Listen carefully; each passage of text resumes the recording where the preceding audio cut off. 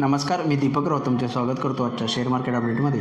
आज मार्केटला ओपनिंगमध्ये पहिल्या सुरुवातीच्या 5-10 मिनिटांमध्ये एक शार्प फॉल बघायला मिळाला, एक सेल ऑफ बघायला मिळाला. बऱ्याच दिवसानंतरनं मार्केटनं थोडं एक शार्प करेक्शन दाखवलं आणि त्यानंतरनं मात्र इमिजिएट मार्केटनं थोडं सावरण्याचा प्रयत्न केला आणि सरतेशेवटी थोडंसं शॉर्ट कवरिंग येऊन क्लोजिंग लेवलला निफ्टी जो आहे तो 24,300च्या आसपास येऊन बंद झाला.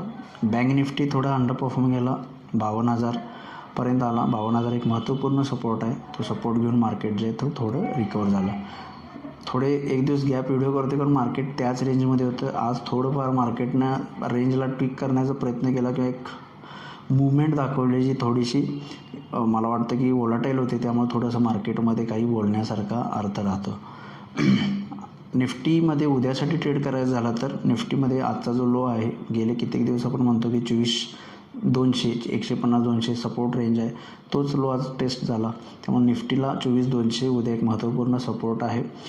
हायर साईडला 24,450 आणि 500 एक स्ट्रॉंग रेजिस्टन्स झोन आहे, जिथंपर्यंत निफ्टी वर गेला तर 24,450-500पर्यंत जाऊ शकतो. लोअर लेवलला 24,200 एक सपोर्ट आहे. बिलो त्या रेंजच्या 24,500च्या अभाव आणि एव्हाना 24,200च्या बिलो जर मार्केट गेलं तर थोडंसं वन वे मूव येऊ शकते, आणखी थोडी डिक्लायनिंग किंवा राईज येऊ शकतो, वाईस वर्सा. बँक निफ्टीमध्ये सुद्धा 52,000 स्ट्रॉंग सपोर्ट आहे. 52,000च्या खाली गेलं तर further declining, otherwise 52,000 strong support react होऊ शकतो. हायर लेवलला 52,500 एक स्ट्रॉंग रेजिस्टन्स झोन आहे. 52,500च्या वर राहिला तर मे बी 52,700 वगैरे जाऊ शकतो. तर या दोन रेंजनुसार निफ्टी बँक निफ्टीमध्ये उद्या तुम्ही काम करू शकता. FIDIचा डेटा काल FISने 314 करोडचं बाईंग केलं आहे, FISने 1400 करोडचं बाईंग केलं आहे. आजचा डेटा अजून अवेलेबल नाही, पण ओव्हरऑल होपफुली मला वाटतं some kind of mix data असू शकतो.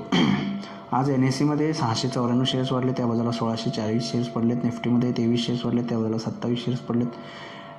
NSEमध्ये पडणाऱ्या शेअर्सची संख्या जास्त आहे. मार्केटमध्ये मिड कॅप स्मॉल कॅपमध्ये प्रॉफिट बुकिंग बरेच दिवस आपण बघतो. NSEमध्ये पडणाऱ्या शेअर्सची संख्या जास्त आहे. मिड कॅप स्मॉल कॅपमध्ये प्रॉफिट बुकिंग येते त्यामुळं, आणि स्टॉक स्पेसिफिक बाईंग आहे त्यामुळं. निफ्टीमध्ये मात्र 23 शेअर्स वाढले, त्या बाजूला 27 शेअर्स पडलेत. समहाव एक मिक्स शो आहे निफ्टीमध्ये. किंवा सेक्टरल इंडिसायजेसमध्ये सुद्धा आज फार्मा आणि FMCG सेक्टरमध्ये थोडंसं बाईंग बघायला मिळालं. बँक्स, IT, ऑटो आणि मेटल सेक्टरमध्ये दबाव बघायला मिळाला, एक सेलिंग बघायला मिळालं.